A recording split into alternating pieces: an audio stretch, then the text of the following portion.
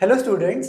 आज हम लोग पढ़ रहे हैं इंटरनल ट्रेड। ये पार्ट 1 है। इसके बाद हम लोग पार्ट 2 में आगे की चीज़ें पढ़ेंगे। हम लोग शुरुआत करते हैं इंटरनल ट्रेड समझते हुए। Buying and selling of goods with in the boundaries of a country. याद रखिए, बाउंड्रीज हमेशा वर्ड बहुत ज़्यादा ज़रूरी हो जाता है। बाउंड्री से मतलब लेट्स से ये गोल कंट्री है हमारी, एंड इसके अंदर जितने भी ट्रेड्स हम परफॉर्म कर रहे हैं वो ट्रेड्स के बारे में अगर हम देखें तो वो ट्रेड्स का जो बोल सकते हैं, वो ट्रेड जो हो रहे हैं वो ट्रेड्स को हम कंपाइल करके बोल देते हैं इंटरनल ट्रेड। क्यों? बाउंड्री के अंदर हो रहा है ये सब कुछ। फिर बाइंग एंड हाँ ठीक है, फिर उसके बाद हम लोग आ जाते हैं मेजरली इंटरनल ट्रेड के दो कंपोनेंट्स हैं, that is wholesale and retail trade. Wholesale and retail trade समझने से पहले, ऐसे तो आपने बहुत बार मेरे लेक्चर्स में वर्ड सुना ही होगा, बट हम लोग एक चेन समझ रहते हैं कि जब प्रोडक्ट या सर्विस बनती है, मोस्टली प्रोडक्ट ही, तो वो कैसे डिस्ट्रीब्यूट होती है। सबसे पहले तो प्रोडक्ट के लिए हम लोग, एक तो मैन्युफैक्चरर होता है जो प्रोडक्ट बना रहा है, जैसे रामू शर्ट्स के केस में रामू था। फिर उसके बाद हमारा आते हैं होलसेलर्स। रामू ने जब बहुत सारी शर्ट्स बना ली तो वो बोलेगा कि मैं एक एक इंडिविजुअल पर्सन को थोड़ी बेचूंगा, मैं तो मेरी एक साथ एक ही पर्सन को बेच देता हूँ। वो होता है यूजुअली होलसेलर। होलसेलर के बाद जाता है, होलसेलर छोटी छोटी अमाउंट में बेचना शुरू करता है रिटेलर्स को, 50 पीस, 100 पीस, 1000 पीस। ये छोटी क्वांटिटीज में काउंट होती हैं एंड इसको रिटेल ट्रेड बोला जाता है। फिर उसके बाद आ जाते हैं कंज्यूमर्स, जो रिटेल से खरीद रहे होते हैं। जैसे हम लोग जाते हैं शॉप पे एंड बोलते हैं भैया हमको एक शर्ट दे दो, वो शर्ट देखते हैं, हम लोग ट्राई करके देखते हैं, साइज अगर आ रहा होता है तो फिर हम लोग परचेज कर लेते हैं। वो रिटेलर से जाके हम लोग खरीदते हैं। ये प्रोसेस होता है। प्रोसेस में हमारा मैन्युफैक्चरर के बाद जो सबसे पहला आता है दैट इज होलसेलर। तो होलसेलर से हम लोग शुरुआत करते हैं। तो wholesalers refer to buying of goods in large quantity. याद रखिए, large quantity and sell them in a small quantity to retailers. मैंने जैसे बोला कि रामू ने शर्ट बनाई, उसने लेट्स से उसने बनाई 10,000 शर्ट्स, ठीक है। अब 10,000 शर्ट्स बना के उसने बोला होलसेलर को कि भैया मेरी तो 10,000 शर्ट बन चुकी हैं, आप खरीद लीजिए। उसने आके खरीदा एंड उसने बोला कि अच्छा ठीक है, अब 100 शर्ट्स करके, 500 शर्ट्स करके मैं रिटेलर्स को बेचना शुरू कर दूंगा। तो ये हो जाता है हमारा होलसेल का basic definition kind of thing. फिर उसके बाद हम लोग आ जाते हैं फंक्शंस पे। प्रोक्यूरमेंट ऑफ गुड्स मतलब एक ही टाइप की शर्ट तो आप पहनते नहीं है। जैसे कोई पैटर्न वाली शर्ट पहनता है, कोई एक प्लेन शर्ट पहन रहा है, कोई बोलता है कि मुझे सिर्फ वाइट शर्ट्स पहननी है। तो ये बहुत सारी टाइप ऑफ शर्ट्स है। अब जरूरी नहीं है रामू हर टाइप ऑफ शर्ट बनाए, तो होलसेलर को तो वाइट कैटेगरी रखनी पड़ेगी, क्योंकि रिटेलर आके बोलेगा कि मेरे को तो ये वाली चाहिए, मेरे को तो ये वाली चाहिए। तो जब वो रिटेलर आके बोलेगा तो होलसेलर के पास होना भी तो चाहिए। तो उसके लिए उसको प्रोक्यूरमेंट करना पड़ता है, मतलब फैलाना पड़ता है, wide variety of goods purchase करके अच्छी क्वांटिटी में रखने पड़ते हैं। फिर उसके बाद आ जाता है grading and packaging. Grading and packaging मतलब आप समझिए कि आप टैग्स देखते हैं, राइट, कि ये इतने रुपए का है, ये इतने रुपए का है, MRPs एंड जो हम लोग वो पैकेजिंग के ऊपर टैग्स देखते हैं उसको बोला जाता है ग्रेडिंग। फिर पैकेजिंग तो हमें पता ही है कि ऊपर से हम लोग शर्ट्स लेने जाते हैं तो ऊपर से थैली होती है, फिर बॉक्स होता है। This is the packaging part. तो ये सारी चीज़ें ना होलसेलर्स करते हैं, रिटेलर्स के पास ये सब कुछ नहीं होता है। फिर उसके बाद आ जाता है ट्रांसपोर्टिंग। अब जैसे इसने एक रिटेलर ने बोला कि भैया मेरे को तो 1000 शर्ट्स चाहिए, तो होलसेलर बोलेगा ठीक है आ जाएंगे। अब वो आ जाएंगे मतलब वो अपनी गाड़ी से वहां तक भिजवाएगा, उसकी दुकान, रिटेलर की दुकान तक। वो अपने आप ही देख लेता है कि ट्रांसपोर्ट कैसे करनी है। वेयर हाउसिंग, जैसे हमने इधर हम लोग अभी बात करेंगे आगे भी कि बहुत सारे मैन्युफैक्चरर्स कोई भी वेयर हाउस नहीं रखते, वो डायरेक्टली बनाते हैं एंड सेल कर देते हैं उनके जितने भी होलसेलर्स हैं उनको। तो उससे क्या होता है, इनको वेयर हाउसिंग का कॉस्ट बच जाता है एंड होलसेलर्स एक काइंड ऑफ वही फैसिलिटी ही प्रोवाइड करवा देते हैं होलसेल की, सॉरी वेयर हाउसिंग की। Then we have financing. Financing मतलब बहुत सारे रिटेलर्स को वो लोग एक वो पार्ट दे देते हैं कि ठीक है आप ना क्रेडिट पे ले जाओ। क्रेडिट पे मतलब अभी पैसे मत दो, जब सारा सामान बिक जाए तो उसमें से जो आपका प्रॉफिट हो वो निकाल के बाकी का पार्ट मेरे को दे देना। तो ये हो जाता है फाइनेंसिंग वाला पार्ट। रिस्क बेयरिंग मतलब जैसे जैसे मैं बहुत बार एग्जांपल देता हूँ, जितने भी फायर क्रैकर्स वाले शॉप्स होते हैं, पटाखों की शॉप्स, तो मेरे को वो देख के ना बहुत रिस्की सा बिजनेस लगता है, क्योंकि अगर एक माचिस की तीली अगर जैसे जला के मैंने डाल दी उधर तो पूरा ही खत्म, राइट। तो उनका प्रोडक्शन भी गया, शॉप थी वो भी गई, वेयर हाउस था वो भी गया। सो बहुत बड़ा रिस्क होता है वो। तो वो रिस्क कैसे बेयर किया जाता है, कुछ पार्ट प्रोड्यूसर रखता है, कुछ पार्ट वेयर हाउस, मतलब ये वेयर हाउस में होलसेलर्स रखते हैं, ताकि रिस्क मिटिगेट हो जाए, रिस्क डिवाइड हो जाए दोनों के बीच में। फिर उसके बाद प्रोवाइडिंग मार्केट इन्फॉर्मेशन, जैसे कोई नया रिटेलर है, राइट, वो नया रिटेलर आके बोलता है कि मेरे को तो सर पता ही नहीं है कि क्या बेचूं, तो होलसेलर बोलेगा ठीक है आप ये बेच लो, ये प्रोडक्ट अच्छा चलता है, ये प्रोडक्ट सभी खरीदते हैं, तो एक वो हो जाएगा बेसिक। फिर उसके बाद सेलिंग, जैसे आप लेट्स से बहुत बार ना हम लोग पता है वो पैसे बचाने के लिए डायरेक्टली होलसेलर से खरीद के ले आते हैं ताकि रिटेलर का कट बच जाए। तो वो चीज़ें होती हैं कि सेलिंग में बेसिकली वो लोग भी सेलिंग करते हैं, आइदर टू होलसेलर और आइदर सॉरी रिटेलर टू, और या फिर डायरेक्ट कंज्यूमर्स को भी बहुत बार सेल किया जाता है। फिर उसके बाद आ जाता है सर्विस प्रोवाइडेड बाय होलसेलर्स। तो सर्विस वो दो लोगों को प्रोवाइड करते हैं क्योंकि वो दो लोगों से इंटरेक्ट करते हैं। इधर हमने देखा होलसेलर मैन्युफैक्चरर के साथ इंटरेक्ट करता है एंड देन उसके बाद वो रिटेलर के साथ इंटरेक्ट करता है। तो उनके दो तरीके के सर्विस वो प्रोवाइड करते हैं, मैन्युफैक्चरर को एंड रिटेलर को। तो मैन्युफैक्चरर को तो वो यही बोलता है कि भैया बल्क बाय मैं कर लूंगा ताकि आपको स्टोर करने की जरूरत ना पड़े। तो बल्क बाय, एक तो बल्क बाय करता है, दूसरा वेयर हाउसिंग फैसिलिटी, कि आपको ना रखने की जरूरत है ना आपको चिंता करने की जरूरत है, आप बस बनाते जाओ, बाकी का काम मैं देख लूंगा। फिर उसके बाद आ जाते हैं तो रिटेलर्स, एक तो रेगुलर सप्लाई मेंटेन की जाती है कि जैसे ही आपका खत्म होने वाला होगा आप फोन कर दो, तुरंत आ जाएगा सामान। तो एज एन रिटेलर आपके काम बहुत आसान हो जाता है।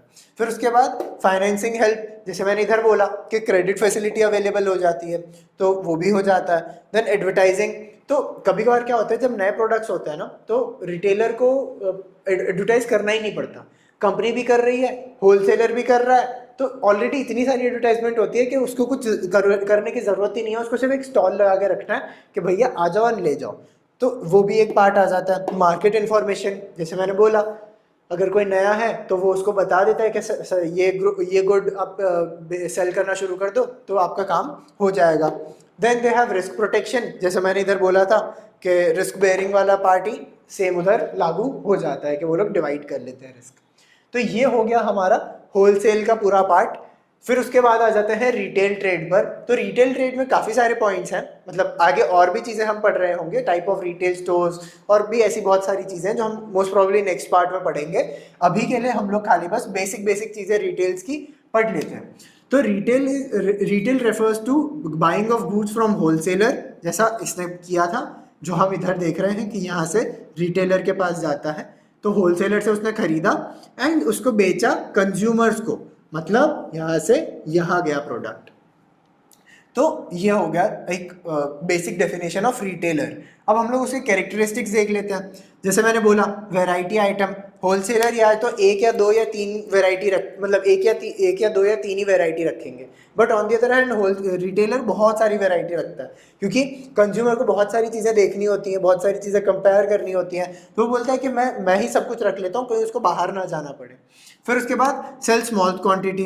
अब आप ऐसा थोड़ी बोलते हैं कि भैया 500 किलो दूध दे दो, पॉसिबल ही नहीं, आप ले ही नहीं सकते, इतना कंजम्पशन ही नहीं होगा।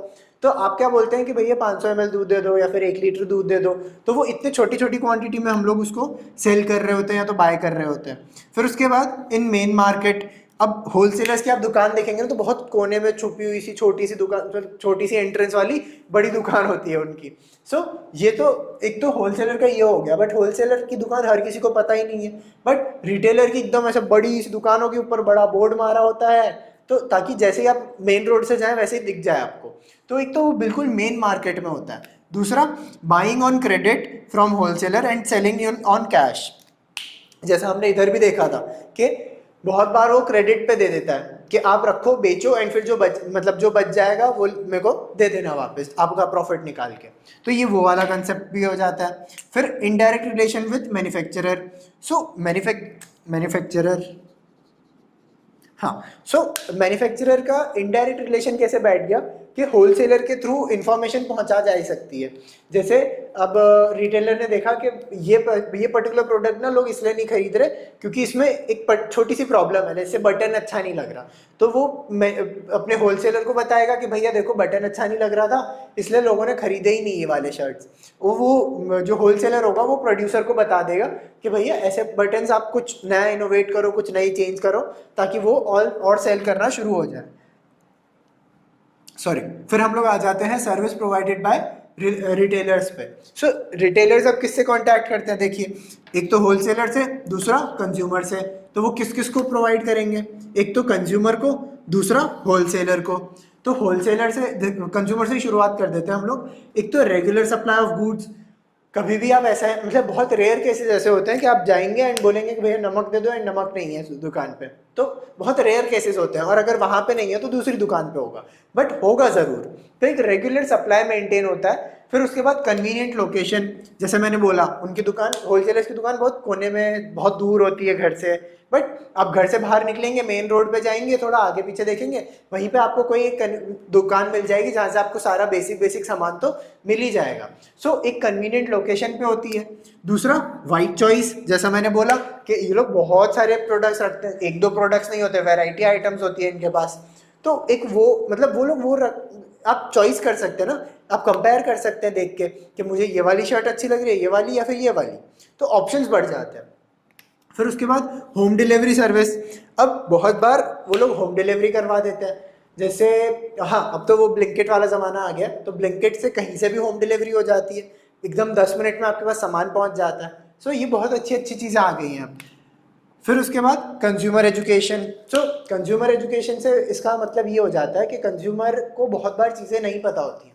जैसे मैंने वो लास्ट टाइम भी हम बात कर रहे थे कुछ पुराने लेक्चर्स में कि जितने भी हमारे दादी दादा हैं, मम्मी पापा हैं, अब इन लोग को पहले नहीं आता था टीवी कैसे चलाना है, तो किसने सिखाया है इनको, जो सेल कर रहा है टीवी, सेल कौन कर रहा था, रिटेलर सेल कर रहा था, या तो रिटेल स्टोर सेल कर रहे थे।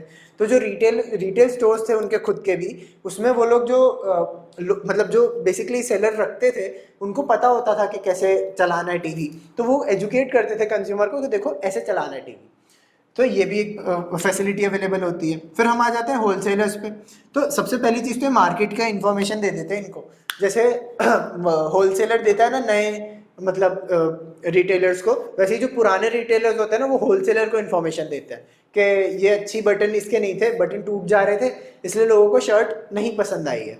तो ये मार्केट इन्फॉर्मेशन दे देता है, तो वो कंपनी से बात कर लेगा, अगर कंपनी वो बटन इंप्रूव करेगी तो अच्छा है, नहीं तो फिर होलसेलर्स भी लेना छोड़ देंगे, तो उनका भी फायदा है। फिर उसके बाद आ जाता है हेल्प इन डिस्ट्रीब्यूशन।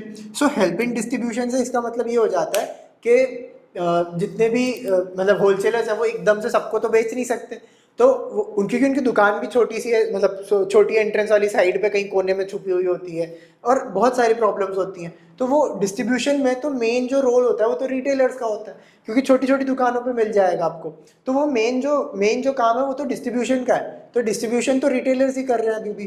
फिर उसके बाद आ जाता है large scale production. So large scale production company सिर्फ तभी कर सकती है जब सामान बिक रहा हो, जब सामान सेल हो रहा हो।